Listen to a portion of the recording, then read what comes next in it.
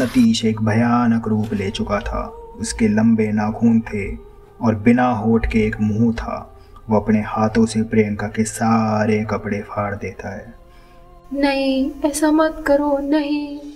पर सतीश प्रियंका की एक नहीं सुनता। वो प्रियंका को नग्न अवस्था में ला देता है।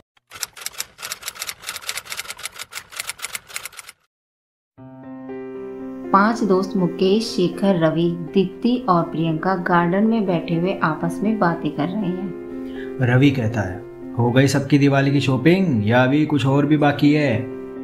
प्रियंका बोलती है, कहाँ रवि, अभी तो 3 ही ड्रेस ली है। माँ के साथ गई थी तो फिर शाम होते ही आना पड़ा। अब कल फिर मार्केट जाने का प्लान है। रवि कहता है, तुम लड़कियों की तो कभी शॉपिंग खत्म हो ही नहीं सकती। फिर रवि शेखर से पूछता है, ये बता इस बार पटाखों का तो सही से इंतजाम कर लिया है ना? इस बार इतने फोड़ने हैं कि सारी कॉलोनी वाले दहल जाएंगे। शेखर जवाब देता है, हाँ भाई तू टेंशन मत ले यार, इस बार ना पूरा मार्केट खाली करके लाया हूँ। पर अपना जो रात का प्लान था वो तो ऑन है ना, उसका इंतजाम किया है या नहीं? दीप्ति पूछती है, कौन सा रात का प्लान? मुकेश कहता है, अरे उसकी टेंशन तुम लोग मत लो, उसके लिए सारा इंतजाम मैंने पहले से ही कर रखा है। और दीप्ति, तुमको शायद पता नहीं है, हम सभी का प्लान है कि अपनी कॉलोनी के पास जो पुराना भूतिया बंगला है ना, वहाँ हम जमकर पार्टी करने वाले हैं। बढ़िया शराब, म्यूजिक, केक और खाने का इंतजाम मैं कर लूँगा। आखिर मेरी जान, मेरी गर्लफ्रेंड प्रियंका का जो बर्थडे है और दिवाली भी है, तो पहले दिवाली सेलिब्रेट करेंगे, फिर प्रियंका का बर्थडे सेलिब्रेट करेंगे। दीप्ति कहती है, तुम पागल हो गई हो क्या? उस भूतिया बंगले में जाने की बात कर रहे हो? जानते नहीं हो वहाँ पर उस तांत्रिक की आत्मा और शैतान रहता है वहाँ। मुकेश कहता है, ये भूत आत्मा जैसा कुछ नहीं होता, सब लोगों का वहम है और कुछ नहीं। रवि कहता है, वहम नहीं है भाई, तूने वहाँ के किस्से सुने हैं, फिर भी तू इसको वहम कह रहा है। प्रियंका पूछती है, कैसे किस्से? प्रियंका उस कॉलोनी में नहीं थी। उसका परिवार 9 महीने पहले ही यहाँ रहने आया था, इसलिए उसको उस बंगले के बारे में ज़्यादा कुछ पता नहीं था। बस उसे पता था कॉलोनी के बाहर कुछ एक बंगला है जो कुछ भूतिया टाइप का है। रवि बताता है, आज से 10 साल पहले उस बंगले में सतीश नाम का एक आदमी रहने आया था। उससे पहले वो बंगला कई सालों पहले से ही बंद था। सतीश से पहले एक परिवार उस बंगले में रहता था। उस परिवार में 4 सदस्य थे। उन 4 सदस्यों में 2 लड़कियां, जिनमें से एक 18 साल की थी और एक 16 साल की, और उनके माता पिता रहते थे। अचानक एक रात को जाने क्या हुआ, उन चारों की मौत हो गई और फिर वो बंगला फिर से खाली हो गया। उन दोनों लड़कियों की तो हालत इतनी ज़्यादा ख़राब थी कि उनकी लाश देखना भी बहुत बुरा लग रहा था सबको। उनकी लाश पर एक कपड़ा तक नहीं था, जैसे जाने उनके साथ किसी ने क्या किया है। उन मौतों के ठीक 2 महीने बाद सतीश उस बंगले में रहने आया। बहुत अजीब इंसान था वो, ज़्यादातर बंगले ही में रहता था और हमेशा बंगले के अंदर अंधेरा ही करके रखता था। उसके वहाँ आने के 2 दिन बाद से ही आसपास के लड़के और लड़कियाँ गायब होने लगे थे। सभी जवान ही थे। फिर जब पुलिस ने तहकीकात की तो पता चलने में आया इस सब में उस सतीश का हाथ है। फिर जब पुलिस वाले और साथ में पड़ोस के लोग उसको गिरफ्तार करने बंगले पर गए तो उन्होंने देखा कि वो दरवाज़ा ही नहीं खोल रहा था। फिर जब पुलिस दरवाज़ा तोड़कर अंदर घुसी तो सबके होश उड़ गए। सतीश एक तांत्रिक पूजा कर रहा था। तंत्र मंत्र का सामान उसके कमरे में था और एक तांत्रिक घेरा बना हुआ था। उस घेरे के बीच में सतीश उस सामान के साथ और एक लड़की के साथ था। उस लड़की के माता पिता भी पुलिस के साथ ही थे। उस समय सतीश के अंदर काली शक्तियाँ थीं और उस लड़की के शरीर पर एक भी कपड़ा नहीं था। सतीश उसके साथ गलत काम कर रहा था, साथ ही कुछ मंत्र भी बड़बड़ा रहा था। गलत काम करते हुए वो उस लड़की को एक चाबुक से मारे जा रहा था। वो लड़की नशे में थी पर दर्द से कर्राए जा रही थी। आखिर उसके पीठ पे इतने चाबुक जो पड़ रहे थे, चारों ओर खून ही खून था। ये देखकर पुलिस ने तुरंत उस लड़की को बचाया और सतीश को गिरफ्तार कर लिया। और जैसे ही सतीश को उस बंगले से बाहर ले जाने लगे, सतीश बोला, तुमने मेरे काम को ख़राब करके अच्छा नहीं किया। मैं अभी जा रहा हूँ पर वापस आऊँगा, मैं वापस आऊँगा। ये कहकर उसने अपना सिर दीवार पर जोर से दे मारा और उसकी मौत हो गई। उस लड़की को अस्पताल में भर्ती कराया गया जहाँ उसकी भी मौत हो गई। इसके कुछ दिन बाद उस लड़की के माँ बाप और वो पुलिस वाले भी मारे गए। तब से वो बंगला बंद ही है। जो भी उस बंगले में गया वो जिंदा कभी वापस ही नहीं आया। कहते हैं वहाँ पर सतीश अपने अगले शिकार और अपनी तांत्रिक क्रिया को पूरा करने का इंतजार कर रहा है। इतना सुनकर दीप्ति कहती है, जिसको वहाँ मरने जाना हो वो जाए, मैं वहाँ बिल्कुल नहीं जाऊंगी। रवि कहता है, मुझे भी लगता है हमें वहाँ नहीं जाना चाहिए। मुकेश कहता है, ये सब केवल कहानी है यार, और जो उस प्रॉपर्टी को बदनाम करने के लिए बनाई है। होगा कोई कॉम्पिटिटर जो उस प्रॉपर्टी को बेचने ना देना चाहता हो। असल में ऐसा कुछ नहीं है। और रवि सुन, तू दीप्ति को पसंद करता है इसलिए मना कर रहा है। हर बात में उसका फेवर लेने से कुछ नहीं होगा, वो तुझे कभी नहीं मिलने वाली, रहेगी तो वो शेखर की ही। फिर मुकेश प्रियंका के कंधे पर हाथ रखते हुए कहता है, मेरी जान का बर्थडे है और मैं इसको अच्छे से सेलिब्रेट करूंगा ही, अब कोई आए या ना आए। फिर शेखर दीप्ति को मनाते हुए कहता है, प्लीज़ दीप्ति चल लो ना तुम भी, बहुत मज़ा आएगा यार, और अगर कुछ हुआ तो मैं हूं ना तुमको बचाने के लिए। काफ़ी मनाने के बाद दीप्ति मान ही जाती है। फिर मुकेश रवि से पूछता है, हाँ भाई तू भी बता दे, अब तेरा क्या प्लान है, आएगा या नहीं? रवि कहता है, यार तुम समझ नहीं रहे हो, कल दिवाली है और दिवाली की रात अमावस्या रहती है।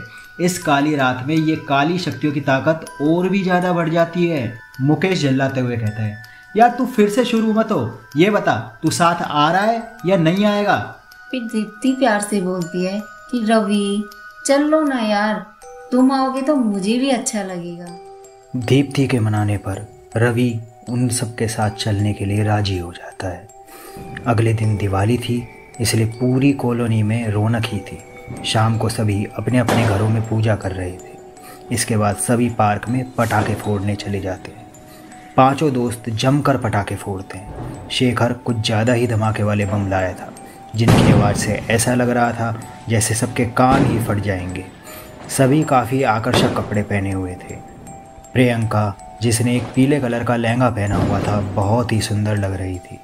मुकेश प्रियंका से कहता है, जान आज तो बेहद खूबसूरत लग रही हो, तुमसे नज़र ही नहीं हट रही। प्रियंका कहती है, थैंक्स मुकेश, तुम भी बहुत हैंडसम दिख रहे हो।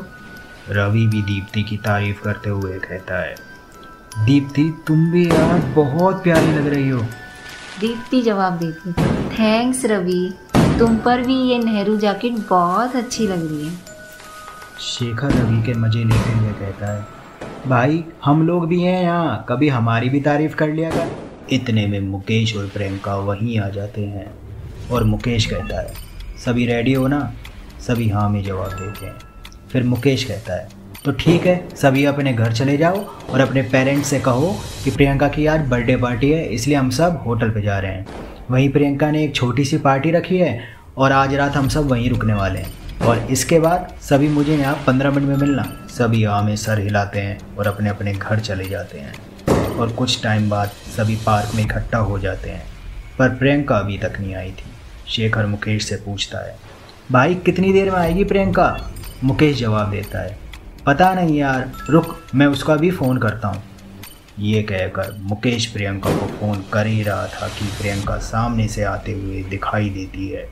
प्रियंका के आने पर मुकेश उससे कहता है, बेबी कहाँ रह गई थी तुम यार? प्रियंका कहती है, यार तैयार होने लग गई थी, आज पहली बार तुम्हारे साथ सारी रात बाहर रहूंगी। सोच रही थी इस रात को और भी हसीन बनाऊं, इसलिए तैयार होने लग गई थी। अब तुमसे प्यार जो करती हूँ, आज प्यार को थोड़ा और आगे बढ़ाऊंगी। मुकेश समझ जाता है कि प्रियंका क्या कहना चाहती थी। वो उत्तेजित होकर कहता है, हाँ बेबी, मैं तो कब से इसका इंतजार कर रहा था। इतने में शेखर बीच में ही बोल पड़ता है, अब बातें ही करोगे या चलोगे भी?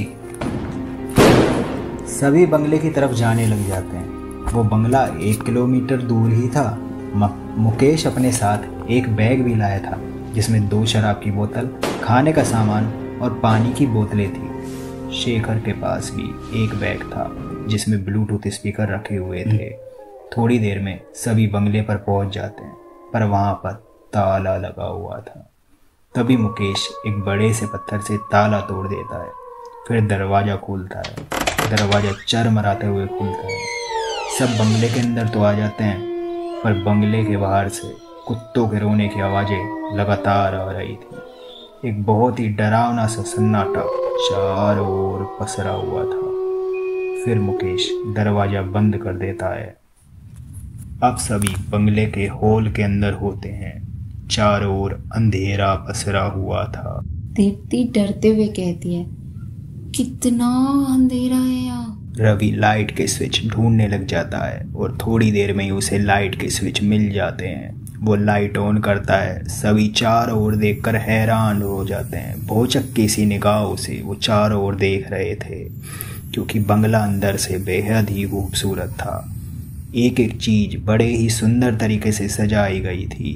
ऊपर की तरफ एक बड़ा सा झूमर लगा हुआ था जो रोशनी से जगमगा रहा था। दीवारों पर सुंदर पेंटिंग लगी हुई थी। बीच में एक बड़ी सी टेबल रखी हुई थी और उसके चारों ओर एक बढ़िया सोफा लगे हुए थे। शेखर और मुकेश अपना अपना बैग टेबल पर रख देते हैं। प्रियंका चारों ओर देखते हुए कहती है, कमाल है, ये फ्लैट इतने टाइम से बंद है, फिर भी इतना साफ, इतना मेंटेन कैसे है? मुकेश जवाब देता है, अरे डार्लिंग, हो सकता है कि यहाँ पर कोई गार्ड रहता हो और वही इस बंगले की देखभाल भी करता होगा। अब इस बंगले का कोई तो मालिक होगा और वो इस बंगले को ऐसे ही तो छोड़ेगा नहीं। फिर दीप्ति पूछती है, तो फिर वो गार्ड है कहाँ? शेखर बोलता है, हो सकता है कि वो दिवाली पर घर गया हो। फिर रवि कहता है, अरे ये सब छोड़ो और केक निकालो, अब पार्टी करते हैं यार। फिर मुकेश और शेखर दोनों अपने अपने बैग से सामान निकालते हैं और मुकेश टेबल पर केक को सजाता है और एक दूसरी टेबल जो पास में रखी थी उस पर शराब और बाकी सामान रख देता है। शेखर अपने साथ लाए स्पीकर से अपने मोबाइल को कनेक्ट कर लेता है और म्यूजिक चला देता है। फिर प्रियंका बीच में आती है और सबसे पहले वो मोमबत्तियां बुझाती है। सभी ताली बजाते हुए कहते हैं, happy birthday to you, happy birthday to you Priyanka, happy birthday to you. फिर प्रियंका सबको केक खिलाती है। तभी उसको अपने बाईं तरफ से एक आवाज सुनाई देती है, happy birthday to you, happy birthday. फिर शेखर शराब पैक बनाने लगता है। प्रियंका उस आवाज को नजरअंदाज कर देती है। शेखर सब एक एक पैक शराब का लगाते हैं, पर रवि शराब नहीं पीता है। फिर शेखर दूसरा पैक सबके लिए बनाता है और साथ में सभी को साथ लाया चखना भी सर्व करता है। फिर दीप्ति और शेखर अपना अपना पैक हाथ में लेकर डांस करने लग जाते हैं। उनकी देखा देख मुकेश और प्रियंका भी डांस करने लगते हैं, पर रवि अकेला सोफे पर बैठा बैठा सिगरेट का कश खींचते हुए दीप्ति को देखता रहता है। दीप्ति शेखर की बाहों में समाकर डांस कर रही थी। दीप्ति शेखर की बाहों में थी, ये देखकर रवि को बहुत बुरा लग रहा था। तभी दीप्ति को एक डरावनी आवाज आती है। वो शेखर से कहती है, तुमने कुछ सुना? शेखर कहता है, नहीं तो दीप्ति। फिर दीप्ति भी ध्यान नहीं देती और डांस करती है। दीप्ति थोड़ी देर में कहती है, जान, मैं अभी टॉयलेट होकर आती हूँ।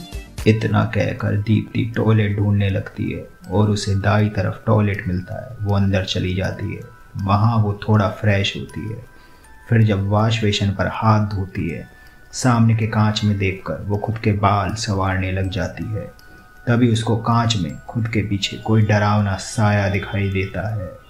दीप्ति पीछे मुड़कर देखती है तो वहाँ कोई नहीं होता। वो मन ही मन कहती है, लगता है दारू सर पर चढ़ने लगी है। इधर प्रियंका मुकेश के सीने से चिपक कर डांस कर रही थी। वो मुकेश से कहती है कि आज मुझे तुमको एक गिफ्ट भी देना है। मुकेश समझ जाता है कि प्रियंका किस गिफ्ट की बात कर रही थी। वो दोनों ऊपर के एक कमरे में चले जाते हैं। शेखर और रवि दोनों सोफे पर बैठे बात कर रहे थे। शेखर शराब पीते हुए रवि से कहता है, यार रवि, तू गर्लफ्रेंड क्यों नहीं बना लेता? रवि कहता है, यार कोई ऐसी लड़की मिली ही नहीं जो मुझे सच्चा प्यार दे सके, और तू जानता है आजकल सच्चा प्यार मिलता है नहीं।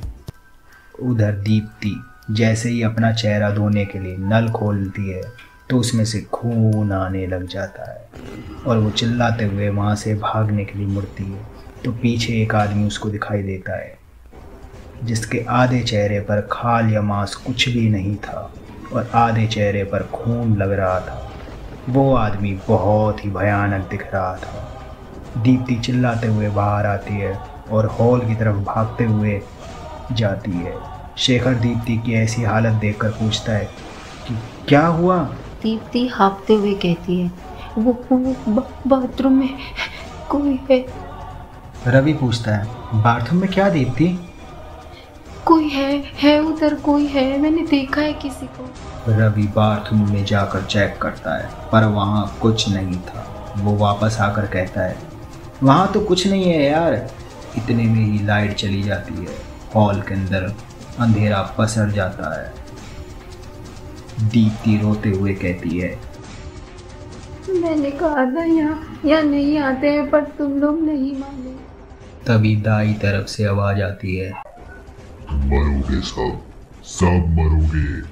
सब वहाँ मुड़कर देखते हैं तो वहाँ उस आदमी की आत्मा होती है जो वहाँ पर मरा होता है, जो वहाँ तांत्रिक क्रिया करता था। वो आगे कहता है, सबके सब मरोगे।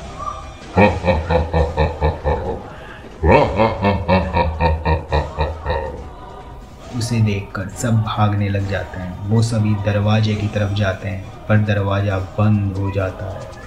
इसके बाद तीनों ऊपर की तरफ भागते हैं और एक कमरे में बंद हो जाते हैं।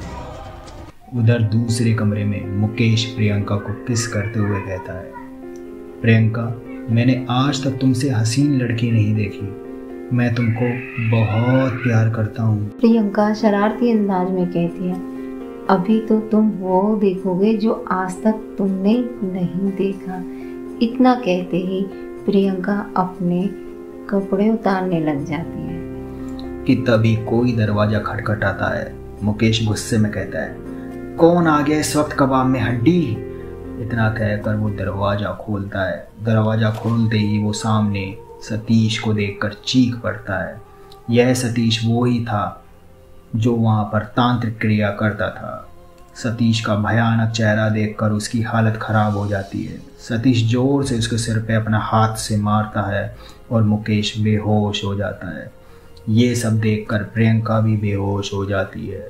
फिर सतीश अपने दोनों कंधे पर प्रियंका और मुकेश को उठाता है और बंगले में नीचे बने एक तहखाने में ले जाता है।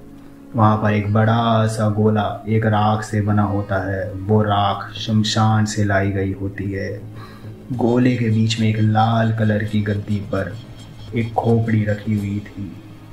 सतीश उन दोनों को उस गोले में एक तरफ लेटा देता है और उन दोनों के हाथ पांव बांध देता है। इसके बाद सतीश वापस ऊपर की ओर चला जाता है। इधर कमरे में दीप्ति डरे हुए बेड पर बैठी हुई थी। रवि शेखर से कहता है, यार इस मुसीबत में हम पड़े हैं तो यहाँ से निकलने का कुछ ना कुछ जरिया तो होगा। हमको बस वो जरिया ही ढूंढना है। वो उस कमरे में रखी हुई अलमारियों के डोर खोलकर चेक करने लग जाता है। एक डोर में उसे एक डायरी मिलती है और वो डायरी को पढ़ते हुए कहता है, लो मिल गया सब कुछ। इस डायरी में तो सब कुछ लिखा हुआ है। वो पढ़ता है, मेरा नाम मयंक है। अगर आप इस डायरी को पढ़ रहे हो तो यकीनन मैं मर चुका हूँ। असल में मैं यहाँ पर 3 साल से रह रहा था और आज मेरी मौत होने वाली है, क्योंकि आज मैं उस तांत्रिक को ख़त्म करने की कोशिश करने वाला हूँ। 2 दिन पहले हमारे घर पर एक तांत्रिक आ गया था। असल में वो एक भटका हुआ राहगीर बनकर के आया था, जिसको हमने खाना खिलाया और सोने के लिए जगह दी, पर उसने हमारे साथ धोखा किया। उसने मेरी दोनों बेटियों का बलात्कार करके मार दिया, साथ ही मेरी पत्नी को भी मार डाला और अब वो अंदर तांत्रिक क्रिया करने में लग रहा है, पर उसको आज मैं मार दूंगा। उससे बचने का एक ही तरीका है, उसकी उस शैतानी खोपड़ी को, जिसको वो तांत्रिक क्रिया में इस्तेमाल में लेता है, तो जिस अग्नि से वो पूजा करता है उसी अग्नि में उसको कोई फेंक दे तो हम इस तांत्रिक से बच सकते हैं। उसकी सारी शैतानी ताकतें उसी खोपड़ी में है। ये शेखर सुनकर कहता है, तो बस ठीक है, हमको बस वो खोपड़ी ही ढूंढनी है। दीप्ति रोते हुए कहती है, शेखर प्लीज कुछ करो, मैं अभी से मरना नहीं चाहती। प्लीज शेखर कुछ करो। शेखर उसे समझाते हुए कहता है, मैं तुम्हें कुछ नहीं होने दूंगा दीप्ति, चाहे मेरी जान ही क्यों ना चली जाए। इतने में शेखर के पीछे से दीवार से 2 हाथ निकलते हैं और उसका गला पकड़ लेते हैं और कमरे में आवाज आती है, मरेगा, तू भी मरेगा और ये लड़की भी मरेगी। किसी को भी नहीं बचा पाएंगे, किसी को कोई नहीं बचा पाएगा। हा हा हा हा हा हा हा हा हा हा हा हा हा। शेखर का गला सतीश की पकड़ से छूट नहीं पा रहा था। रवि और शेखर दोनों ही शेखर का गला छुड़ाने में लग जाते हैं और दीप्ति चीखने लग जाती है। शेखर का गला सतीश की पकड़ से छूटते ही सब कमरे के बाहर भागते हैं। भागते हुए सब नीचे की तरफ जाने लगते हैं, पर शेखर सीढ़ियों में गिर जाता है और वहाँ सतीश आ जाता है। दीप्ति और रवि शेखर से थोड़ी दूर पर थे। दीप्ति शेखर को उठाने के लिए आगे बढ़ती है, पर रवि उसको रोक लेता है, क्योंकि सतीश शेखर के पास ही था। वो दीप्ति को ज़बरदस्ती दूसरी तरफ ले जाते हुए कहता है, दीप्ति, हम शेखर को नहीं बचा सकते, चलो यहाँ से, हमें प्रियंका और मुकेश को भी बचाना है। इतना कहकर मुकेश और प्रियंका के कमरे की तरफ वो दोनों जाने लग जाते हैं। शेखर सतीश की तरफ हाथ जोड़कर गिड़गिड़ाते हुए कहता है, मुझे छोड़ दो प्लीज़, मुझे जाने दो प्लीज़, मुझे छोड़ दो। सतीश हंसते हुए कहता है, जाने कैसे दूं? तुम लोगों की बलि देकर ही मुझे मेरा शरीर वापस मिलेगा। मैं वापस जिंदा हो सकूंगा, मुझे अमरता का वरदान मिलेगा। शेखर कहता है, मुझे जाने दो, बदले में मैं तुमको वो लड़की ला करके दे दूंगा। मुझे पता है लड़की से तुम्हारी काली ताकतों के मालिक को ज़्यादा खुशी मिलेगी। सतीश कहता है, ठीक है, तेरे पास 10 मिनट है। उस लड़की को नीचे तहखाने में ले आना।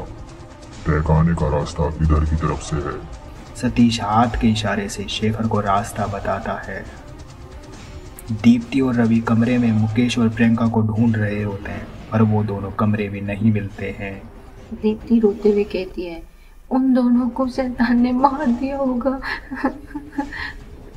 रवि दीप्ति को दिलासा देकर चुप कराने लग जाता है।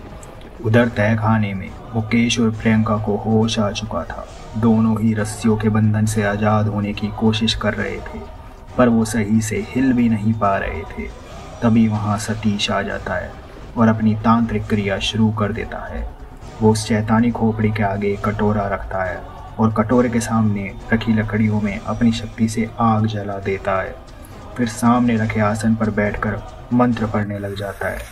प्रियंका और मुकेश दोनों उससे गिड़गिड़ाते हुए कहते हैं, हमें जाने दो प्लीज़, हमें जाने दो, हमने तुम्हारा क्या बिगाड़ा है, हमें जाने दो हमें जाने दो प्लीज़, प्लीज, हमें जाने दो। थोड़ी देर बाद सतीश खड़ा होता है और मुकेश को पकड़कर खोपड़ी के पास ले जाकर खड़ा कर देता है।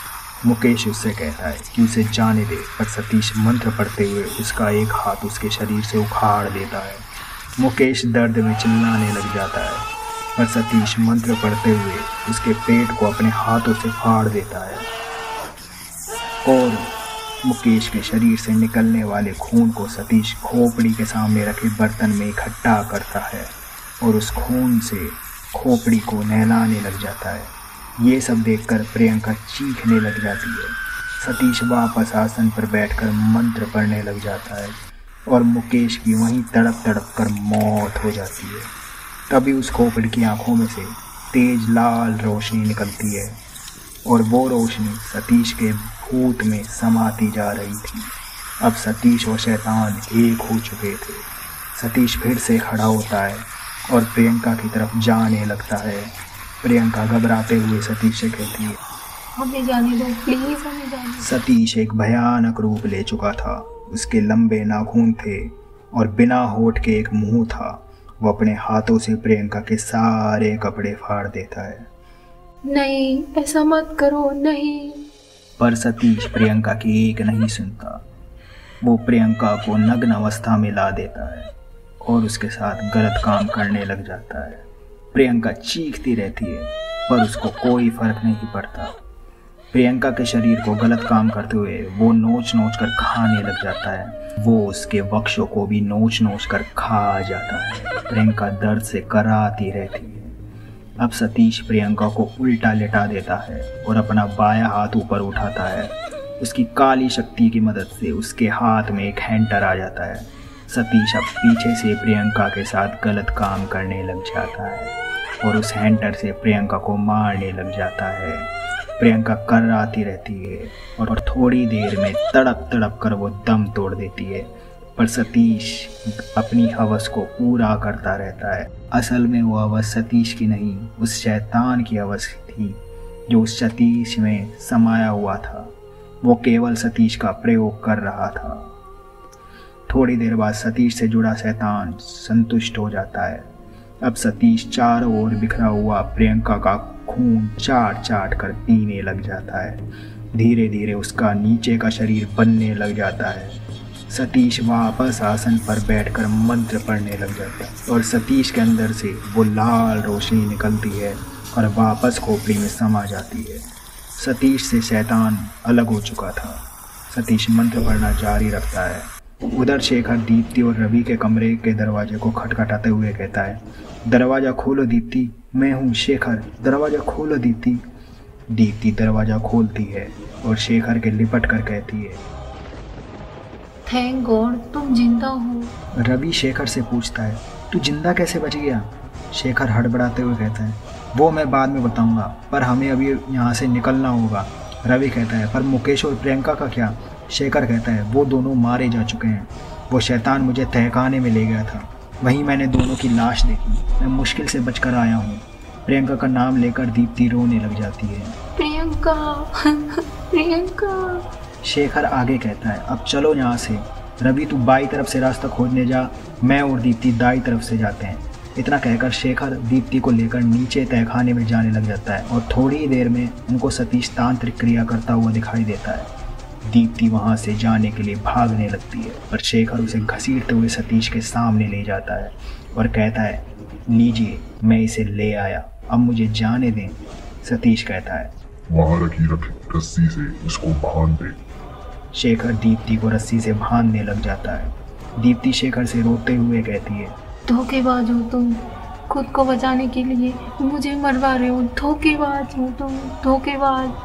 शेखर दीप्ति को बांधते हुए कहता है, अगर जिंदा रहूँगा तो तेरे जैसी और लड़कियाँ मिल जाएंगी। वो फिर से सतीश की तरफ जाकर सतीश से पूछता है, अब मैं जा सकता हूँ ना? सतीश कहता है, रुको, बस एक काम और, फिर तू आजाद है। सतीश शेखर को उस खोपड़ी की तरफ ले जाता है और अपने हाथ से शेखर के सर को उसकी गर्दन से उखाड़ फेंकता है और शेखर के शरीर का सारा खून उस खोपड़ी पर गिरने लग जाता है जो शेखर की गर्दन से निकल रहा था। दीप्ति ये देखकर जोर जोर से चिल्लाने लग जाती है, शेखर शेखर शेखर। वहीं दूसरी तरफ रवि को कोई रास्ता बाहर जाने का नहीं मिलता। फिर वो किताब में लिखी उस मयंक की कहानी को याद करके कहता है, अगर मैं उस तहखाने में रखी खोपड़ी को नष्ट कर देता हूँ तो ही हम बच सकते हैं। ये मयंक वही था जो उस तांत्रिक की वजह से कई सालों पहले मौत का शिकार हुआ था, जो उन दोनों बच्चियों का पिता था। इतना सोचकर रवि तहखाना ढूंढने लग जाता है। थोड़ी देर बाद वो तहखाने में होता है। वहाँ वो देखता है कि शेखर का बिना गर्दन का शरीर पड़ा है।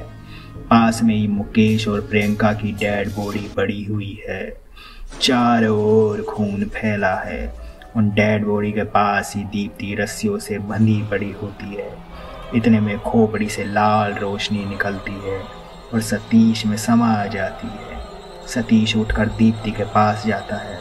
तभी रवि वहाँ आ जाता है और खोपड़ी को हाथ में उठाकर कहता है, अब तुम किसी और की बलि नहीं ले पाओगे। इतना कहकर रवि वो खोपड़ी आग में डाल देता है। सतीश के शरीर में भी आग लग जाती है और वो कराते हुए वहीं भस्म हो जाता है। रवि दीप्ति की रस्सियाँ खोलता है और उसको सहारा देकर उठाता है। दीप्ति रवि को गले से लगा लेती है। फिर दोनों तहखाने से बाहर निकलते हैं और बंगले से बाहर आ जाते हैं। दीप्ति रवि से कहती है, थैंक्स रवि, मुझे बचा लिया। उस शेखर ने तो खुद को बचाने के लिए मुझे उस शैतान के हवाले कर दिया था। रवि कहता है, बचाता कैसे नहीं, प्यार जो हो तुम मेरा, मैं तुम्हें हमेशा से चाहता था, पर कभी तुमने मेरी कद्र ही नहीं करी। दीप्ति इतना सुनकर रवि के कंधे पर ही सर रख देती है। रवि बंगले की तरफ देखता है तो वहां से मयंक हाथ हिलाकर अलविदा कह रहा होता है। रवि भी मयंक को हाथ हिलाकर जवाब देता है। फिर दिख वहां से चले जाती है।